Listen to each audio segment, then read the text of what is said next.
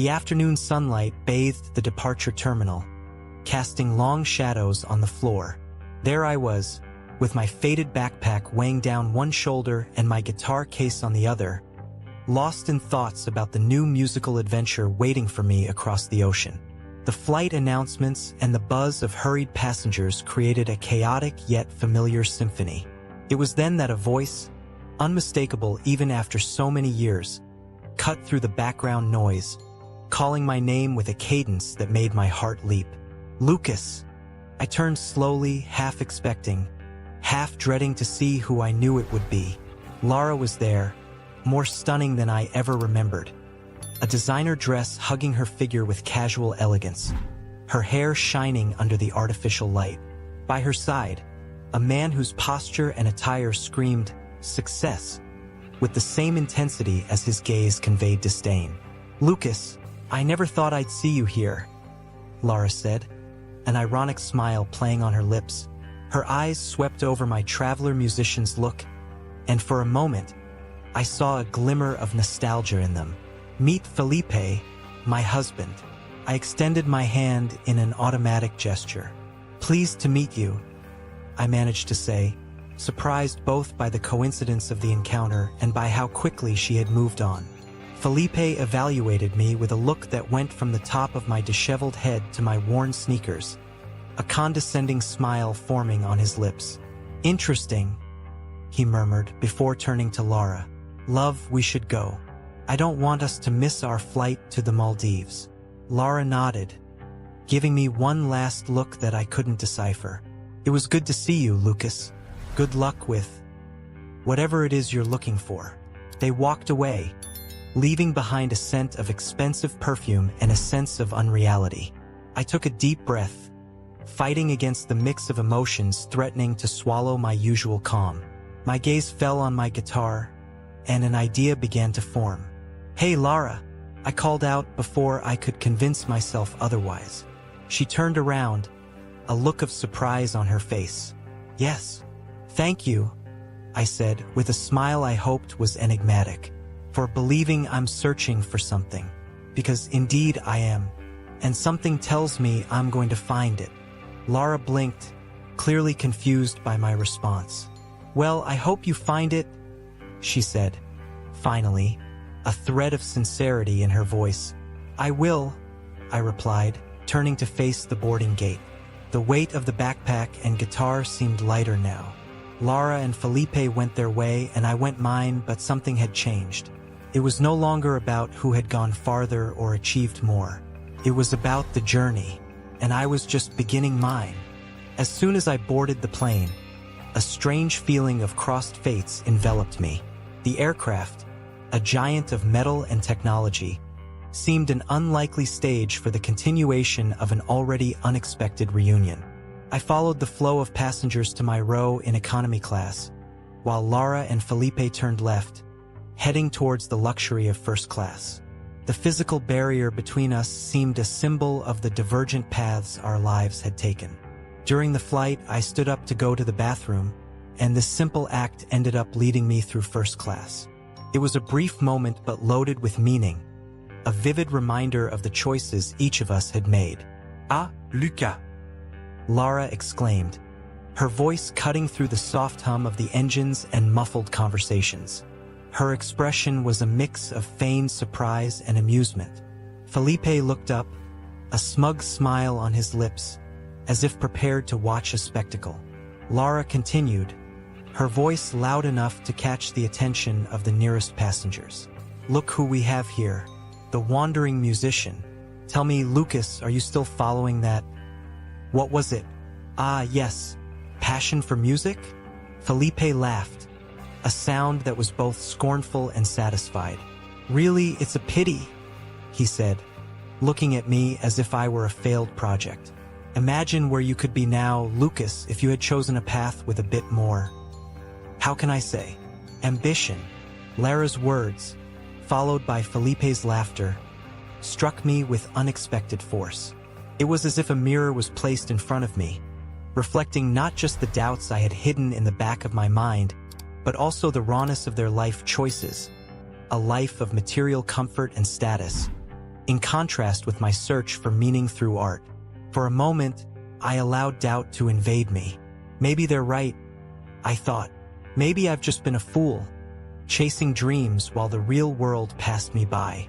But then, a spark of defiance ignited within me. What if I'm right? I internally questioned. What if the true measure of a life is not the bank balance but moments of pure creation and expression? Do you really believe success is measured only by wealth and status? I finally responded, my voice firmer than I expected. Don't worry about me. I'm exactly where I need to be. Felipe and Lara looked at me, surprised by my sudden vehemence. For a moment, a glimpse of doubt passed through Lara's eyes, but she quickly hid it behind a forced smile. As you wish, Lucas, she said, turning away. To each their own choices, right? I walked away, feeling a mix of victory and vulnerability. Their words still echoed in my mind, but I was determined not to let them define my journey. Yes, I had chosen a different path, but it was a path that belonged to me, and I was ready to see where it would take me. The plane had reached a comfortable altitude, and I was trying to lose myself in more pleasant thoughts when, without warning, violent turbulence shook the aircraft. The comfortable silence of the cabin was immediately replaced by exclamations of fear and surprise.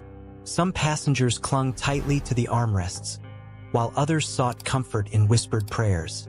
As I tried to remain calm, a sense of growing panic began to spread throughout the cabin.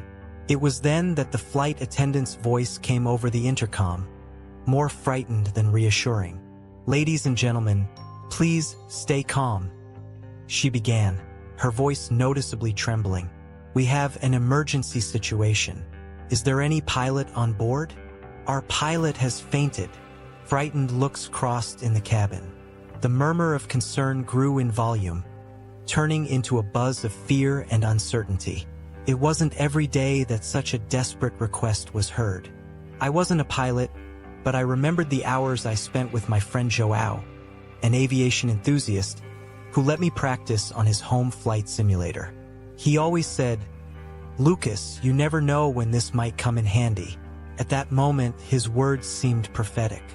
Without allowing doubt to paralyze me, I stood up, feeling every pair of eyes in the cabin turned towards me. I can try, I announced, my voice more confident than I actually felt. I'm not a pilot, but I have some experience with simulators. The flight attendant, visibly relieved to have a spark of hope, quickly made way for me. This way, quickly, she said, guiding me to the front of the plane. Upon reaching the cockpit, the situation was more serious than I had imagined. The pilot was unconscious, his head slumped over the control panel. The co-pilot was desperately trying to maintain control of the plane, but it was clear he was struggling against panic. I can help, I affirmed, approaching the controls. The co-pilot gave me a look that mixed despair and hope. Do you know what you're doing? He asked, his voice tense. Somewhat, yes. I responded, trying to sound more assured than I felt. We'll need to work together. In the following hours, as I familiarized myself with the real controls, which were very different from the simulator, an unlikely connection formed between me, the co-pilot, and the control tower which guided us through every step. Every command, every movement of the stick, became a precarious dance between life and death. Lara and Felipe, as well as the other passengers, disappeared from my mind. All my concentration was focused on the panel in front of me, on the instructions that came through the headphones, and on the sensation of the plane responding to my commands. I was determined to prove, not only to Lara and Felipe but to myself, that there was something in me capable of facing the unexpected, of acting under pressure, and, perhaps, of saving lives. As soon as I took command, the weight of responsibility settled on my shoulders like a heavy, invisible cloak. The controls in front of me, with their myriad buttons, levers, and screens, seemed simultaneously familiar, thanks to hours spent on the simulator, and strangely alien, given the reality of the situation. Okay, let's do this, I murmured to myself, trying to calm the storm of nervousness threatening my concentration. The co-pilot, regaining consciousness, looked at me with a mix of confusion and relief. "Who are you?" he asked, his voice weak. "Lucas. I have some experience with flight simulators. I'll need all the help you can give me," I responded, without taking my eyes off the controls. The voice of the control tower sounded in my headphones, an anchor of calm in a sea of chaos. "Flight 527, this is the tower. We're here to assist you every step of the way. Let's start with the basics. Can you maintain altitude?" "Understood, tower. I'll try to maintain altitude," I said, carefully adjusting the controls to stabilize the plane. It was at that moment Lara appeared at the cockpit door. Her eyes met mine in the mirror, large and filled with a mix of fear, surprise, and something else I couldn't identify at that moment. "Lucas, how is this possible?" she stammered, holding onto the door to stay stable. "This isn't exactly the time for explanations, Lara," I replied, keeping my voice as steady as possible. "I'm a bit busy trying to keep us in the air." She approached, holding on to anything she could to not fall with the slight turbulence that still rocked the plane. I just can't believe it. Do you know how to fly?" "We're about to find out," I said, half joking, half serious. The tension in the air was palpable, but focusing on the conversation helped me stay calm. "You're amazing, Lucas. She began, but her voice trailed off when a series of beeps warned of a critical change in the instruments. "Flight 527, you're slightly off course. Let's correct that together," the voice of the control tower instructed calmly in my headphones. "Understood, tower. Correcting course now," I confirmed, adjusting the stick gently. Lara, now silent, watched my every move, incredulity in her eyes giving way to reluctant admiration. The co-pilot, in turn, began to pass on useful information, guiding me on standard procedures and how to respond to the plane's signals. Together, we formed an improvised team, guided by the experienced voice of the control tower. Each command, each adjustment, brought us one step closer to relative safety, one step closer to the ground. In this moment of crisis, past differences and resentments seemed irrelevant. The only goal was clear and shared: to bring the plane and all its passengers back to land, safe and sound. And as I maneuvered that plane under the guidance of the control tower, I felt a transformation within me. I was no longer just Lara's ex-boyfriend, the directionless wandering musician. At that moment, I was the pilot, the last hope for everyone on board. The horizon before us was tinged with the last rays of the setting sun, painting the sky a bright and deep orange. The open field below seemed welcoming and, at the same time, immensely challenging. My heart was racing, each beat echoing the risk of the maneuver we were about to perform. "Preparing for forced landing," I announced, my voice strangely calm amid the whirlwind of emotions within me. The co-pilot, now fully lucid, nodded his head, his gaze fixed on the instruments in front of us. The control tower guided us with precise instructions, their voice steady and calm, an anchor in the storm of nervousness consuming me. "Flight 527, you're doing great. Stay calm and follow the instructions. We're with you." As we approached the ground, the reality of what we were about to do set in. I had never landed a plane before, let alone in an emergency situation like this. But there was no time for doubts. There was only room for action. "Hold tight," I warned the passengers, my voice echoing through the intercom system. "It's going to be a bit bumpy." The plane touched the ground with a force that surprised me, bouncing slightly before finally finding its trajectory. I gripped the stick tightly, my arms tense as I struggled to keep the plane as stable as possible. The grass of the field whipped against the fuselage, a strange and frightening sound that was at the same time the sound of salvation. When the plane finally came to a stop, a muffled silence filled the cabin, followed by a burst of applause and relieved exclamations from the passengers. I released the stick, my hands trembling with the rush of adrenaline. It was then that Lara appeared at the cockpit door, her face pale but incredibly beautiful in the golden light of dusk that invaded the cockpit. Her eyes were filled with tears, shining with a mix of relief, fear, and something deeper.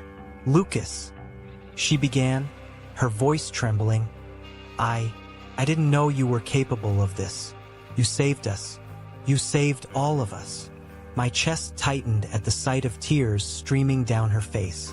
"I didn't know either," I confessed, my voice breaking with emotion. "But when I saw that I needed to act, something took over me. I just knew I couldn't let anything happen to you." She took a hesitant step forward, the space between us charged with years of untold stories and untraveled paths. "Lucas, I really don't know what to say, except thank you. Thank you for not giving up. Thank you for being our hero." A sad smile touched my lips as I watched her, a feeling of accomplishment mixed with the bittersweet sweetness of the moment. "You don't have to thank me, Lara. I did what I had to do." We shared a long and meaningful look, a silent acknowledgement of the bridges we had crossed, and those still to be built. At that instant, the complications of the past seemed insignificant in the face of the present's magnitude. I had faced the unimaginable and, somehow, emerged on the other side. Not just as Lara's ex-boyfriend, but as someone who had discovered a strength I didn't know I possessed. The horizon before us was tinged with the last rays of the setting sun, painting the sky in brilliant and deep shades of orange and pink. The open field below seemed welcoming and, at the same time, immensely challenging. My heart was racing, each beat echoing the risk of the maneuver we were about to execute. "Preparing for a forced landing," I announced, my voice strangely calm amid the whirlwind of emotions within me. The co-pilot, now fully lucid, nodded his head, fixing his gaze on the instruments ahead. The control tower guided us with precise instructions, their voice steady and calm, an anchor in the storm of nervousness consuming me. "Flight 527, you're doing great. Stay calm and follow the instructions. We're with you." As we approached the ground, the reality of what we were about to do set in. I had never landed a plane before, let alone in an emergency situation like this. But there was no time for doubts. There was only room for action. "Hold tight," I warned the passengers, my voice echoing through the intercom system. "It's going to be a bit bumpy." The plane touched the ground with a force that surprised me, bouncing slightly before finally finding its trajectory. I held onto the stick tightly, my arms tense as I struggled to keep the plane as stable as possible. The grass of the field whipped against the fuselage, a strange and frightening sound that was, at the same time, the sound of salvation. When the plane finally came to a stop, a muffled silence filled the cabin, followed by a burst of applause and relieved exclamations from the passengers. I released the stick, my hands trembling with the adrenaline rush. It was then that Lara appeared at the cockpit door, her face pale but incredibly beautiful in the golden light of the sunset that invaded the cockpit. Her eyes were filled with tears, shining with a mix of relief, fear, and something deeper. "Lucas," she began, her voice trembling, I didn't know you were capable of this. You saved us. You saved all of us." My chest tightened at seeing the tears streaming down her face. "I didn't know either," I confessed, my voice faltering with emotion. "But when I saw that action was needed, something took over me. I just knew I couldn't let anything happen to you." She took a hesitant step forward, the space between us charged with years of untold stories and untraveled paths. "Lucas, I really don't know what to say, except thank you. Thank you for not giving up. Thank you for being our hero." A sad smile touched my lips as I watched her, a feeling of fulfillment mixed with the bittersweet sweetness of the moment. "You don't need to thank me, Lara. I did what I had to do." We shared a long and meaningful look, a silent acknowledgement of the bridges we had crossed, and those yet to be built. At that moment, the complications of the past seemed insignificant in the face of the present's magnitude. I had faced the unimaginable and, somehow, emerged on the other side. Not just as Lara's ex-boyfriend, but as someone who had discovered a strength I didn't know I possessed. As the rescue lights tore through the twilight's dimness, a commotion took over the open field. Teams of rescuers, firefighters, and paramedics converged on the plane with efficiency and speed that seemed choreographed.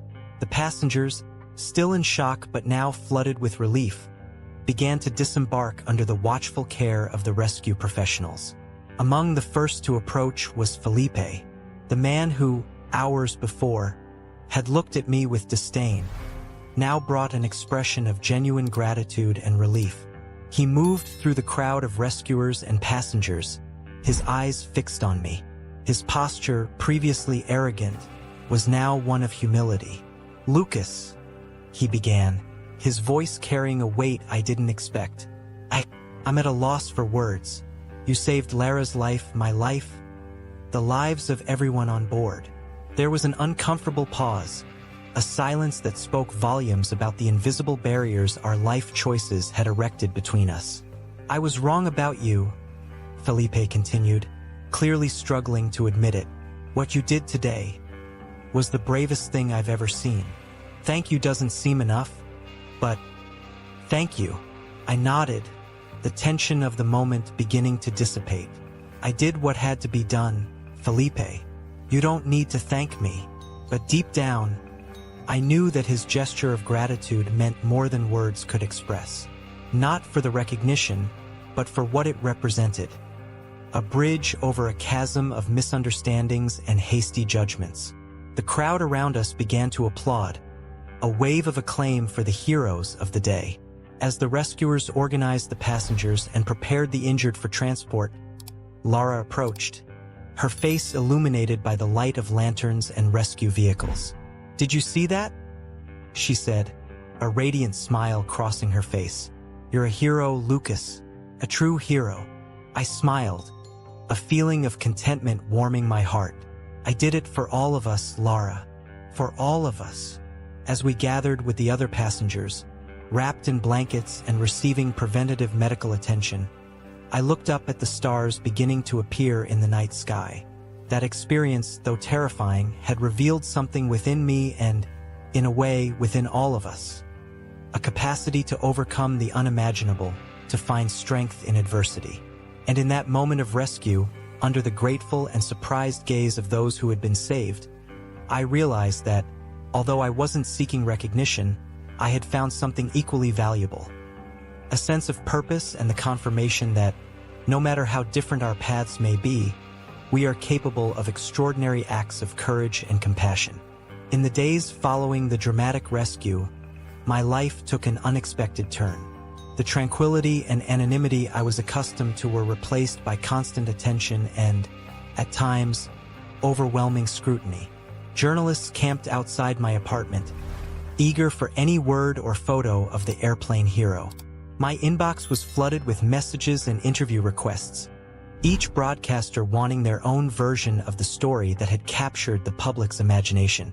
It was amidst this whirlwind of attention that I received the call that would change my life.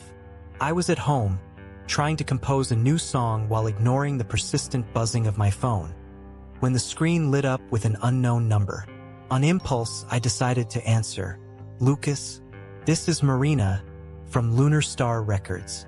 I hope I'm not calling at a bad time," said a female voice, lively and warm. No, it's fine. How can I help?" I responded, intrigued. "We saw your story, Lucas, and, of course, we were as impressed as the rest of the world. But what really caught our attention was your music," Marina continued, and I could hear the enthusiasm in her voice. "We listened to some of your online recordings and, honestly, we were enchanted. You have incredible talent." I felt my heart speed up, surprise and excitement mixing in equal measure. "Thank you," I managed to say, the word coming out in a breath. "We're very interested in working with you, Lucas. We'd like to offer you a recording contract. We believe you have what it takes to be a great star," she declared. For a moment, I was speechless. It was the kind of opportunity one had dreamed of since I first started playing guitar, but it always seemed so far away. Are you serious? I managed to ask, still trying to absorb the news. Completely serious, Marina replied, laughing lightly. We'd like to set up a meeting to discuss the details and answer any questions you may have. What do you think?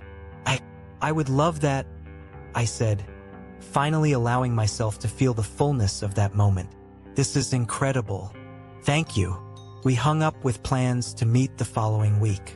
As I put the phone back on the table, I felt a wave of emotions. The realization of a dream was within my reach, a dream that seemed further away than ever in the dark days before the airplane accident. Lara was one of the first people I shared the news with. See? I told you great things were waiting for you, she said, her voice vibrating with joy and pride. Yes, you did. I agreed, smiling broadly. It seems the universe has its own plans for us. As the reality of what was happening settled in, I knew my life was about to change in ways I could hardly begin to imagine. The record label's proposal was not just the realization of a dream. It was the beginning of a new journey, a new chapter filled with possibilities, challenges, and above all, music. The news of the record label's proposal had spread, bringing to light feelings and conversations I hadn't expected. It was on a cloudy afternoon, as the first signs of autumn began to paint the city in softer tones, that Lara sought me out.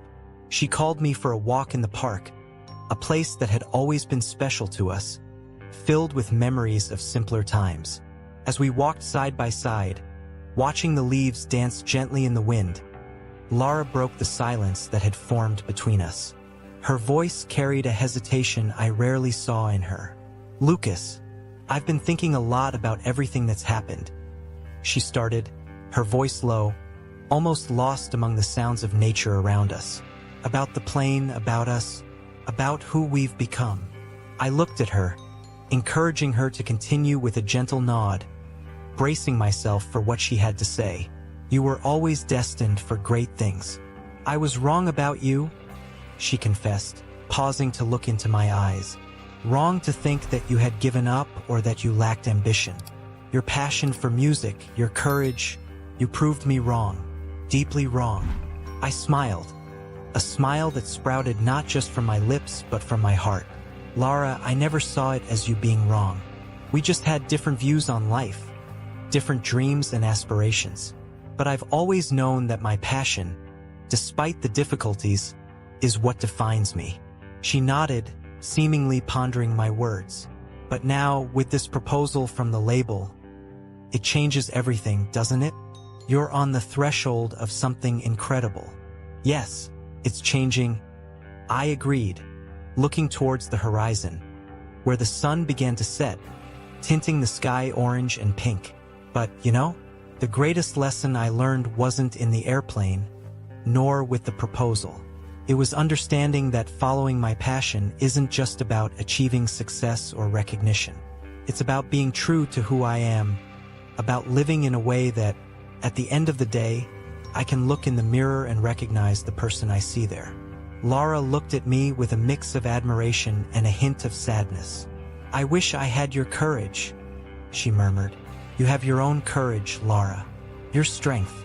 Maybe you just haven't found the right way to use it yet, I told her, placing a hand on her shoulder in a gesture of support. She smiled, a sad but sincere smile. Thank you, Lucas, for everything. We continued our way through the park, each lost in our thoughts. The decisions I was about to make wouldn't be easy, but I knew that, regardless of what the future held, I would be following a path that was truly mine. And that realization in itself was more rewarding than any contract or applause I might receive. The morning of the contract signing was bathed in golden light, heralding the start of something new and exciting. I was walking towards the record label's building, the contract securely stored in my briefcase, when I saw Lara approaching. Her hesitant walk and emotion-laden expression made me stop. There was something different about her, a palpable change that overflowed in her posture and gaze. Lucas, she called out, catching up to me. Can we talk? just for a moment. I nodded, curious and concerned by the seriousness of her tone. She took a deep breath, gathering her thoughts before speaking. "I left Felipe," she began, her voice trembling, but not from fear, from resolution. "It was a difficult decision, but a necessary one. I realized I was living in a world of superficiality, seeking satisfaction in things that, in the end, meant nothing to me." I listened in silence, giving her the space to express the turmoil of emotions she was clearly feeling. "And then, after everything that happened, seeing you act with such courage, following your passion despite all adversities, Lucas, it opened my eyes. It made me question what I really wanted out of my life," she continued, looking directly into my eyes. "It inspired me to seek my own passion, to find what truly makes me happy." Her words resonated within me, an echo of my own journey. "Lara, that's incredible. That's exactly what everyone should do. Seek what makes them genuinely happy," I said, moved by her bravery. She gave a small smile, a mix of relief and nervousness still shining in her eyes. "I don't know where I'm heading yet, but I know I want to explore parts of myself I've neglected for so long. And I wanted you to know. I'm really happy for you, Lara. And about the future," I paused, searching for the right words. "I think it's a blank canvas now, and we both have the chance to paint something beautiful with it. I'm following the music with everything I have, and you seeking your passion. It's a new beginning for both of us, not as we were before, but as friends, as partners in this quest for authenticity." Lara smiled, a smile that seemed to light up her entire being. "I would love that," she said, tears in her eyes reflecting not sadness, but hope. "Let's promise that, no matter what happens, we'll always seek what makes us truly happy." "We promise," I agreed, sealing our new beginning with a hug. As we parted ways, each in our direction, I felt a sense of peace and purpose. The story the media called a modern fairy tale was, to me, proof that life is a cycle of endings and beginnings, of lessons learned and dreams reimagined. And so, with an ex-girlfriend now a friend and ally in the journey of life, I walked towards the record label, ready for whatever the future held. The forced landing wasn't the end, but the beginning of an even more thrilling flight, my true journey, filled with music, friendship, and the ceaseless pursuit of passion.